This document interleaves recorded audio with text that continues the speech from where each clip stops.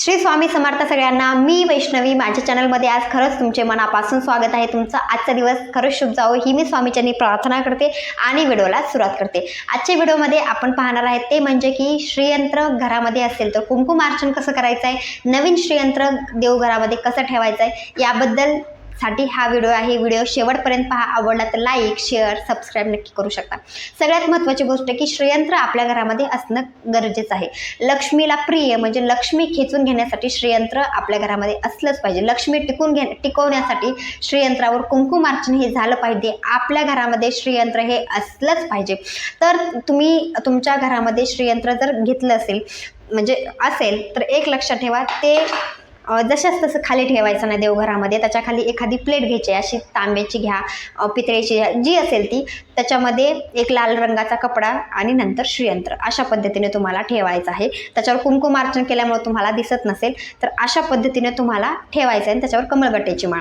आणि पहिल्यांदा तुम्ही श्रीयंत्र घेतला असेल म्हणजे नवीन श्रीयंत्र आहे समजा, तर त्याच्यावर तुम्हाला ज्या दिवशी तुम्ही आणलात श्रीयंत्र तर मंगळवार किंवा शुक्रवार बघून तुम्हाला त्याच्यावर अभिषेक म्हणजे आपण देवघरामध्ये श्रीयंत्र ठेवणार आहोत तर त्याच्या आधी तुम्हाला श्रीयंत्रावर अभिषेक घालायचा आहे. पाण्याने दुधाने अभिषेक घालायचा आहे. ती जे श्रीयंत्र आहेत पुसून घ्यायचं आहे आणि अभिषेक घालत असताना एखादा मंत्र ओम ऐं ह्रीं क्लीं चामुंडा विचे, ओम महालक्ष्मीचे विद्महे विष्णुपत्नीचे धीमहि तन्नो लक्ष्मी प्रचोदयात्, म्हणजे जी लक्ष्मीचा मंत्र आहे तो मंत्र म्हणत अभिषेक घालायचा आहे. किंवा तुम्ही श्री स्वामी समर्थ असा मंत्र म्हणून सुद्धा तुम्ही श्रीयंत्रावर अभिषेक घालू शकता. नंतर ती जी श्रीयंत्र आहे ती स्वच्छ कपड्याने पुसून घ्यायचं आहे. आणि तुम्हाला मी जसं दाखवलं तसं तुम्हाला एक लाल रंगाचा कपडा घ्यायचा आहे आणि त्या प्लेटमध्ये ठेवायचा आहे आणि त्याच्यावर श्रीयंत्र ठेवायचं आहे. श्रीयंत्र ठेवायच्या आधी त्याच्याखाली अक्षदा ठेवायच्यात आणि त्याच्यावर तुम्हाला श्रीयंत्र ठेवायचं आहे.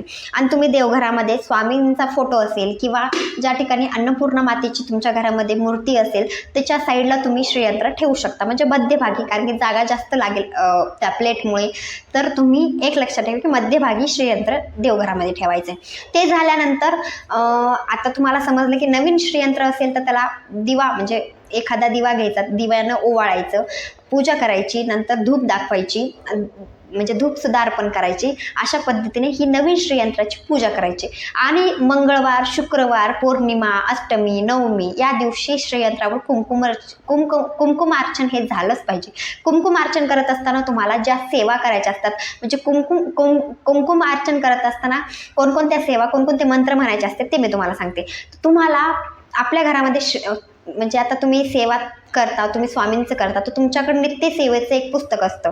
त्या पुस्तकामध्ये श्रीयंत्रावर कुंकुमार्चन करत असताना कोणकोणते मंत्र म्हटले पाहिजे, कोणकोणत्या सेवा केल्या पाहिजेत ते सगळं त्याच्यामध्ये आहे. म्हणजे श्रीसूक्त तुम्हाला 16 वेळा म्हणायचं असतं. म्हणजे श्रीयंत्रावर कुंकुमार्चन करत असताना तुम्हाला श्रीसूक्त 16 वेळा म्हणावं लागतं. तुम्ही पहिल्यांदा नवीन श्रीयंत्र घेतला तर तुम्हाला 16 वेळा श्रीसूक्त म्हणावं लागतं. श्रीसूक्त म्हणायचं आहे. नंतर 1 वेळा फलश्रुती म्हणायची आहे, ही एक सेवा आहे. नंतर तुम्हाला लक्ष्मी गायत्री मंत्र 16 वेळा म्हणायचा आहे, विष्णू गायत्री मंत्र 16 वेळा म्हणायचा आहे, 99 मंत्र 16 वेळा म्हणायचा आहे आणि कमलात्मक मंत्र 16 वेळा म्हणायचा आहे. ह्या सेवा तुम्हाला करायच्या आहेत. आणि एक म्हणजे पहिल्यांदा श्रीसूक्तांना कुंकुमार्चन करायचं, नंतर हात जोडायचे, फलश्रुती म्हणायची, लक्ष्मी गायत्री मंत्र, विष्णू गायत्री मंत्र आणि 99 मंत्र आणि कमलात्मक मंत्र 16 वेळा म्हणून कुंकुमार्चन करायचं आहे. हे तुम्हाला सेवा समजल्या आहेत. आणि तुम्हाला मी सांगते की ही जी 2 बोट आहेत तर तुम्हाला उजवा हात घ्यायचा आहे. तुम्हाला कॅमेरा सेल्फी असल्यामुळे तुम्हाला माझा डावा हात दिसत असेल पण मी उजवाच हात घेतलेला आहे, तर तुम्हाला लक्षात असावं हो का. ही जी बोट अंगठा आणि करंगळीच्या साईडचं जी बोट आहे ह्या 2 बोटांनी तुम्हाला कुंकुमार्चन करायचं असतं. कुंकुमार्चन करायचं म्हणजे थोडं कुंकू आपल्या श्रीयंत्रावर सोडायचं असतं, हे लक्षात ठेवा. तर ते कसं करायचं आपण पाहूयाच. लक्षात ठेवा. आता विष्णू गायत्री मंत्र काय आहे, ओम नारायणाय विद्महे वासुदेवाय धीमहि तन्नो विष्णू प्रचोदयात्. लक्ष्मी गायत्री मंत्र काय, ओम महालक्ष्मीचे विद्महे विष्णू पत्नीचे धीमहि तन्नो लक्ष्मी प्रचोदयात्. नंतर 99 मंत्र काय, ओम ऐं ह्रीं क्लीं चामुंडाय विचे. आणि कमलात्मक मंत्र ओम श्रीं ह्रीं श्रीं कमले कमलालये प्रसिद्ध श्रीं ह्रीं श्रीं महालक्ष्मी नमः. अशा पद्धतीने ही मंत्र आहेत. हे मंत्र मी 16 वेळा आणि श्रीसूक्त सुद्धा 16 वेळा. एक लक्षात ठेवा, अभिषेक करत असताना नवीन जी श्रीयंत्र आहे पहिल्यांदा तुम्ही देवघरामध्ये ठेवत आहेत त्यावेळेस सुद्धा तुम्हाला आणखी सेवा करायच्या. त्याच्यामध्ये तुम्हाला 1 माळ विष्णू गायत्री मंत्र, 1 माळ लक्ष्मी गायत्री मंत्र, 1 माळ स्वामींचा मंत्र ह्या सेवा तुम्हाला 1 माळ करायच्या आहेत आणि गायत्री मंत्र ह्या 4 माळी म्हणजे जप करायचा आहे तुम्हाला माळीचा. तुम्ही श्रीयंत्र देवघरामध्ये ठेवल्यानंतर तुम्ही 4 माळी म्हणजे 1 माळ विष्णू गायत्री मंत्र, 1 माळ लक्ष्मी गायत्री मंत्र, 1 माळ गायत्री मंत्र आणि 1 माळ स्वामींचा जप, अशा 4 माळी जप करायचा. श्रीयंत्र देवघरामध्ये ठेवायचा आणि नंतर ह्या 4 माळी जप करायचा. किंवा तुम्ही अभिषेक घालत असताना तुम्हाला जमलं एका साईडला जप करणं आणि एका साईडला पाणी थोडं थोडं अर्पण करणं असं करू शकता. जसं जमेल तसं तुम्हाला ही 4 माळी सुद्धा जप केलाच पाहिजे नवीन श्रीयंत्र देवघरामध्ये ठेवत असाल तर. आणि तुम्ही आधी सेवा केली, आधी स्थापना केली असेल श्रीयंत्राची, तर कुंकुमार्चन कसं केलं पाहिजे किंवा खूप जणांना माहितीच नाही की श्रीयंत्रावर कुंकुमार्चन कसं केलं पाहिजे. व्हिडिओ खूप मोठा होईल म्हणून मी थोडक्यामध्ये सांगितलं गेलेलं आहे. तर चला बघूया श्रीयंत्रावर कुंकुमार्चन कसं केलं पाहिजे. तर आता तुम्हाला श्रीयंत्र दिसत असेल, ह्याच्यामध्ये मी कुंकू घेतलेला आहे आणि तिथे दिवा प्रज्वलित आहे. कोणतीही सेवा करत असताना दिवा हा प्रज्वलित करायचाच असतो, हे लक्षात ठेवा. तर श्रीयंत्रावर कुंकुमार्चन करत असताना तुम्हाला मी आधी सांगितले की ही 2 बोटाचा वापर करायचा आहे आणि तुम्हाला सगळ्या सेवा सांगितल्यात कोणकोणत्या सेवा करायच्या आहेत. आता मी फक्त तुम्हाला दाखवते की कोणती सेवा करत असताना कुंकुमार्चन कसं करायचं आहे. श्रीसूक्त आपल्याला 16 वेळा म्हणायचं असतं, मी आधीही सांगितलेलं आहे, पण तुम्हाला मी फक्त म्हणून दाखवते आणि नंतर तुम्हाला थोडंसं सांगते. अशा पद्धतीनं ही 3 बोटं वरी आणि हे 2 बोटांना आपल्याला कुंकुमार्चन करायचं असतं. तर बघू आपण. हरि ओम हिरण्यवर्णा हरणी सुवर्ण जतस्त्र चामा चंद्रा हिरणीम लक्ष्मी जात वेदो म आहोम ताम आहोम जात वेदो लक्ष्मी मनपगामी यस्या हिरणे विंदे गामश्य पुरुषा नहम. तर कुंकू संपलं समजा आपलं त्या 2 बोटातलं, तर डबल घ्यायचं आणि नंतर पुढचं म्हणायला सुरुवात करायचं. अश्वपूर्वा रथमस्या हस्तिनाद प्रबोधिनम श्रियं देवीमुपहवये श्रीमादेवी जुतताम का स्मोरिता हिरण्य प्राकार माद्रा ज्वलती तृप्ता तर्पंतीयम पद्यस्थिता पद्यवर्णा तामे होपहे श्रियम. पुन्हा आणखी कुंकू घ्यायचं. चंद्रा प्रभसा यशसा जल्वती श्रियं लोके देवजुष्टा मुदाराम त्वा पद्मालिनी शरणं प्रपद्ये अलक्ष्मी नश्यत्वा त्वा उर्णे. अशा पद्धतीने तुम्हाला श्रीसूक्त पूर्ण म्हणायचं असतं. ही 2 बोटांनी थोडं थोडं कुंकू जे आहे ते थोडं थोडं सोडायचं. ही जी कुंकू आहे असं थोडं थोडं सोडायचं. श्रीसूक्त तुम्हाला 1 वेळा म्हणायचं आहे. श्रीसूक्त तुम्हाला सगळ्यांना माहितीच आहे, आपल्या 119 नंबरच्या पेजवर आहे. ते जी श्रीसूक्त आहे ते तुम्हाला 119 नंबरच्या पेजपासून सुरू करायचं. फलश्रुतीच्या इथपर्यंत तुम्हाला कुंकुमार्चन करायचं आहे, थोडं थोडं कुंकू सोडत.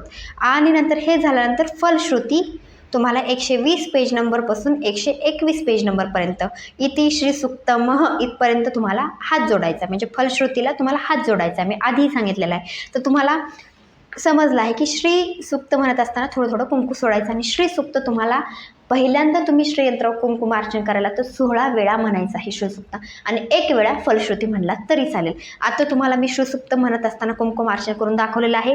वेळ कसा आहे, पूर्ण व्हिडिओ करायला पूर्ण श्रीसूक्त म्हणायला वेळ लागतो आणि व्हिडिओ मोठा होतो, त्याच्यामुळे मी फक्त तुम्हाला दाखवलेलं आहे. आता फलश्रुती म्हणत असताना हात जोडायचा आहे आणि फलश्रुती म्हणायची आहे. पद्मानने पद्म ऊनो पंचाक्षी पंचसंभवे तस्मे पचसी पंचाक्षी येन सौख्यभ भ्यालम अश्वदाये गोदाये धनदाये महाधने धनम मे लभता देवी सर्व कामाशी देही मे. पद्मानने पद्म उईपत्रे पद्मप्रिय पद्मदाताक्षी विश्वप्रिये विष्णुमनुकुले त्व पद्माक्षी संभिद्वसह. अशा पद्धतीने तुम्हाला पूर्ण फलश्रुती म्हणायची आहे. इथपर्यंत तुम्हाला हात जोडायचा आहे. समजलं. आता मी तुम्हाला आधी सांगितले की श्रीसूक्त तुम्हाला 16 वेळा म्हणायचं आहे. पूर्ण श्रीसूक्त एकदा तुम्हाला मी दाखवते. 119 नंबरचं पेज काढलं, श्रीसूक्त म्हणायला सुरुवात केली. आपण सुरुवात केली समजा, इथपर्यंत तुम्ही म्हणलात श्रीसूक्त ही झाले 1 वेळा, नंतर डबल म्हणायचं आणि इथपर्यंत श्रीसूक्त म्हणायचं, हे झालं 2 वेळा. असं तुम्हाला 16 वेळा श्रीसूक्त म्हणायचं आहे. तुम्हाला फलश्रुती 1 वेळा म्हणलात तरी चालेल, 16 वेळा म्हणायची गरज नाही. फलश्रुती 1 वेळाच म्हणायची आहे. आणि 1 वेळा पण श्रीसूक्त म्हणला तर फलश्रुती ही म्हणावीच लागते.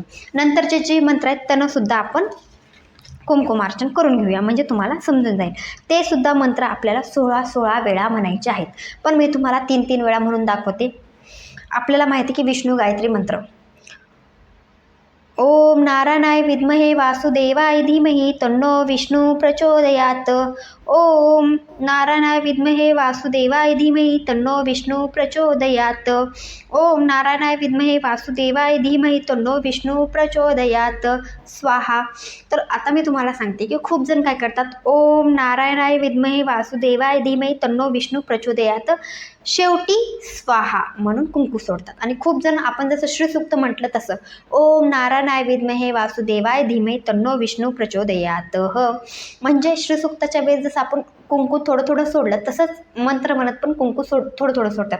आणि म्हणजे वेगवेगळ्या पद्धतीने कुंकुमार्चन करतात. आणि खूप जण काय करतात, मंत्र म्हणतात आणि नंतर स्वाहा म्हणून कुंकू सोडलं जातं. तुम्ही दोन्ही पद्धतीने करू शकता.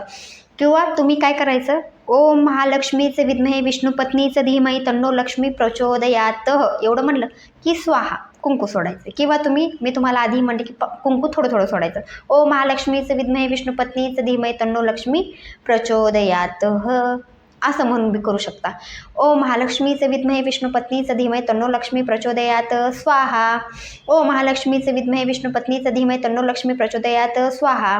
ओम महालक्ष्मीचे विद्महे विष्णू पत्नीचं धीमहि तन्नो लक्ष्मी प्रचोदयात स्वाहा. अशा पद्धतीने करू शकता. तर आता मी तुम्हाला 3 वेळा करून दाखवते. शेवटी तुम्ही स्वाहा म्हणलात तरी चालेल, नाही म्हणलात तरी चालेल. आणि जी मंत्र आहेत ते तुम्हाला नित्यसेवेमध्ये सगळे मिळून जातील. 9 मंत्र. ओम ऐं ह्रीं क्लीं चामुंडाय विच्छे स्वाहा. ओम ऐं ह्रीं क्लीं चामुंडाय विच्छे स्वाहा. ओम ऐं ह्रीं क्लीं चामुंडाय विच्छे स्वाहा. ओम ऐं ह्रीं क्लीं चामुंडाय विच्छे स्वाहा. ओम ऐं ह्रीं क्लीं चामुंडाय विच्छे स्वाहा. ओम ऐं ह्रीं क्लीं चामुंडाय विच्छे स्वाहा. ओम ऐं ह्रीं क्लीं चामुंडाय विच्छे स्वाहा. ओम ऐं ह्रीं क्लीं चामुंडाय विच्छे स्वाहा. आणि शेवटचा मंत्र आहे तो म्हणजे कमलात्मक मंत्र. ओम श्रीं ह्रीं श्रीं कमले कमलालये प्रसिद्ध श्रीं ह्रीं श्रीं महालक्ष्मे नमः स्वाहा.